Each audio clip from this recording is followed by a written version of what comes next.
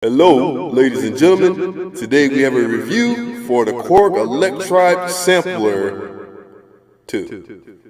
Smash that like button. Trabtendo. So I felt like doing something different today, messing with my audio interface, my Alesis audio interface, which I did a review on this channel. But today we're going to be talking about the Electribe sampler. And yeah, this is an Electribe 2 sampler. So, I think this came out in 2015. It might have came out early 2016 because they do have two different versions of this. Obviously, the Electribe 2 and an Electribe 2 sampler, which has a sampler built into it, per se. And yeah, it's pretty good. I really like it for the most part. There are certain things I don't like about it, like the fact that when you have an initial pattern in front of us, and I apologize for the screen being like that, that you had to delete stuff. I don't think that you should have to delete anything when you're going into the initial state.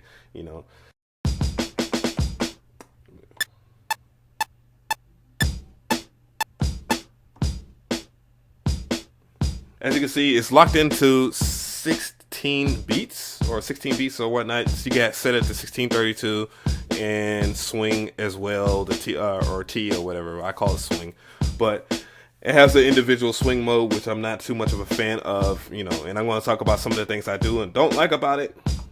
And, but other than that, though, it's pretty intuitive. A lot of people don't like that metronome sound as well. I don't know why people are picky about that, but that's, I guess, another subjective thing.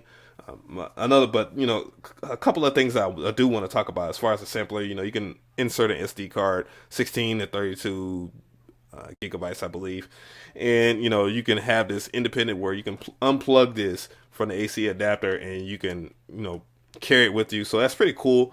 So they aim for people that want to be on the road and whatnot and not want to be plugged into a wall.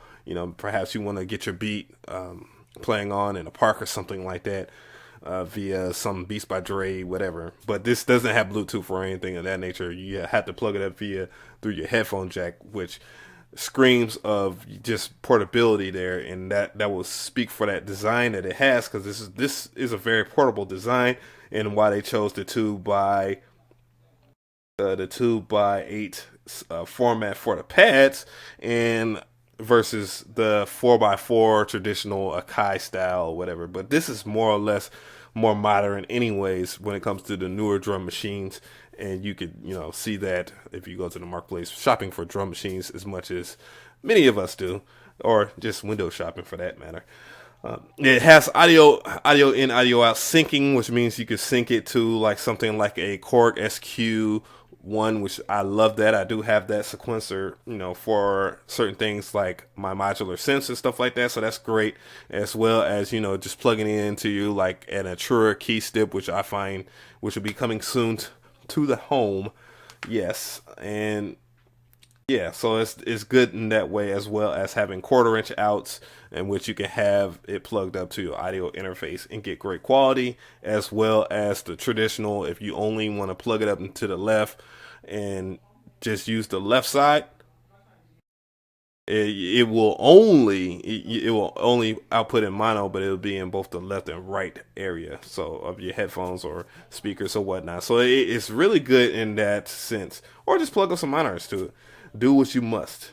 The things that I don't like about it, and I'll just go ahead and get into it because this don't need to be a long video, is the fact that the samples aren't great. You have Sample Magic and Loop Masters and Prime Loops and Raw Cuts, which are AAA websites that have tons of samples, and they don't provide some of the great samples that I know that they could have provided for this. I mean, now the hits and all the other mumbo jumbo is good, but the core drums themselves subjectively are not that great, especially if you're talking about trap and hip hop. Now, drum and bass and house techno, they got that down pack. It's pretty decent there, but that's still subjective to depending on who is the person that is making the beat, But again, that's one of the subjective things about it. Now, I do like the Korg mode. I'm gonna go and press on that sawtooth there, which again, this is DSP driven. This is not, I know this is hardware, but this is not analog. So those who like to confuse that don't, because it is digital, and you know, it runs off of the OS. So got that.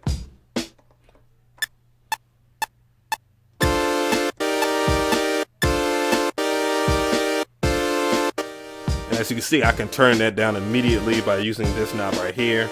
And you know, you can mix stuff either way, either or. You know, you can go into mixing your drums and stuff like that, as well as, you know, transposing and stuff like that of that nature.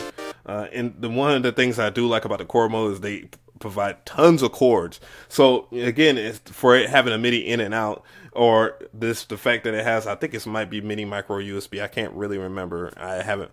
I don't remember how the chord is, but you know, you can plug it up and sync it. You know, the DAW choice here is that you can export these to Ableton Live and just pull them up in Ableton Live, but you can also do that in any DAW that you choose, and also use this as a MIDI controller in those DAWs, which you can use the chorus. And if you're using this as a MIDI controller, you can use the chorus and any of the other features. And I don't know 100% sure if you could use the transport buttons in any other DAW, but I know that indefinitely this works with Ableton Live, because I've seen people use it in Ableton Live as a MIDI controller. So that, you know, brings some more worth to it, because it's at a price of $400, and you know, $400 is a really good price for such a device. And you know, that brings me to the modulation.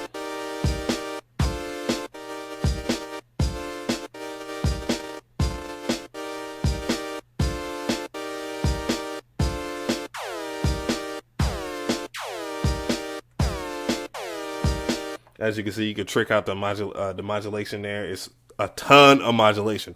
My gosh, really good stuff that you can do here, even though I'm doing the simplest of simple. Now, you also have insert effects, of course. In the insert effects, you do not have well, you do have a delay, but you don't have a reverb. But however, you know, you have other things that can counterbalance that, because you have an MFX send.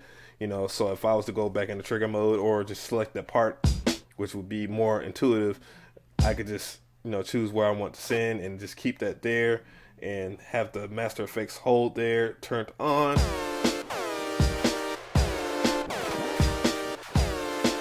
And mess with it this way. Or you can use touch scaling, which is cool. You can record those in as well. You can record your automation in, so that brings the limitations, brings the limitations up a little bit more, or the, you know, the amount of stuff that you can do more.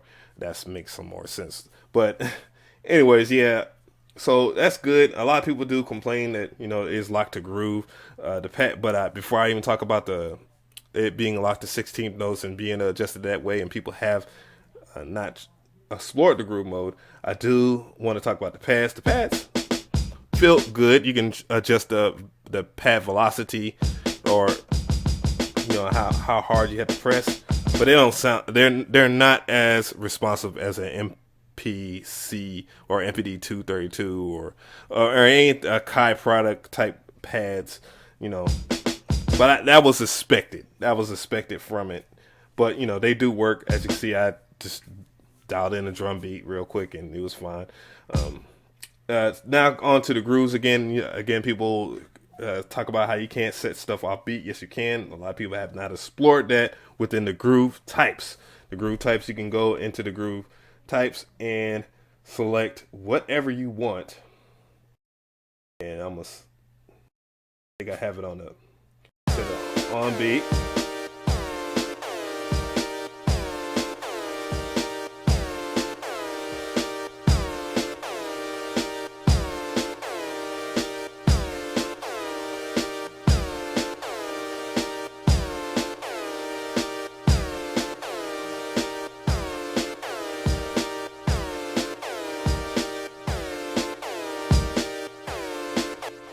I did the most annoying melody ever. But yeah, you can set it off beat and stuff like that after the fact. I think that's more intuitive than just doing your drums offbeat on purpose, and then, you know, not having to be able to use the option of the groove. So I do feel that that part of the workflow is good. What I don't feel is good, obviously, is the sampling. They could have used the MPC style of sampling, which what I mean is they use a numeric system once you sample a file in, and using it's gross. It is horrible of why they would do that versus using just like using a waveform, having it visually on the screen right here, and, you know, just adjusting using the marker system that Akai has set for every other company to copy, and that has copied, like Native Instruments, Machine, and many others, including the OP1 over here, which is twice as portable as this. And they not do it. They wanted to do it their own way. I still don't get it. It's like the worst choice ever, as well as not being able to preview samples as you pull them in off your SD card. Well, at least you can pull in your own samples there. So that some people might like that, you know, if they're like into that. But however, I've seen the most intuitive ways of sampling something and adjusting a sample and being able to put it on each individual pad as you feel after you adjust it and trim it and all that. So it takes a big L there, but they can choose to fix that in a firmware update, which they have already done firmware updates for this already, and they needed those firmware updates because, boy, it was a hot mess when it first came out. What else have I talked about? Other than that, though, would I buy this again? Yes, I would. Again, you know, the whole fact that I can't plug in and charge my nickel cadmium batteries, even though it has a format where you can change the battery type and change it to nickel cadmium, grinds my gears to no other extent. So that only leaves you would be using 6 AA batteries that are alkaline, that are not rechargeable, or just using an individual charger. And yeah, I really wish that they would fix that, because that is kind of like, ugh. But, you know, 3 to 5 hours you're jamming. I guess, you know, you're in the house. Otherwise, you could just plug it up the AC adapter or whatnot. But yeah, and that's basically about it. You know, there's, again, you know, hopefully I did everything. You know, they have some ADSR. You have your own individual filters, low pass, high pass, and band pass. But, you know, it's cool. And then you have different waveforms that you use for synthesis. Great. But other than that, man, I'm DJ Ab, and I really do thank you for your time. I ain't want to hold y'all guys up because it's just like a review on like opinion there. And again, I really do love this Chaos pad on here. That brings the level of performance up to like 1000 and beyond. And you can delete the samples that you don't like on here anyways, if you don't like the regular samples that come on here by default. And factory reset it after the fact if you made a mistake. Yeah. But anyways, I'm DJ Av. I am out here. Thank you for your time.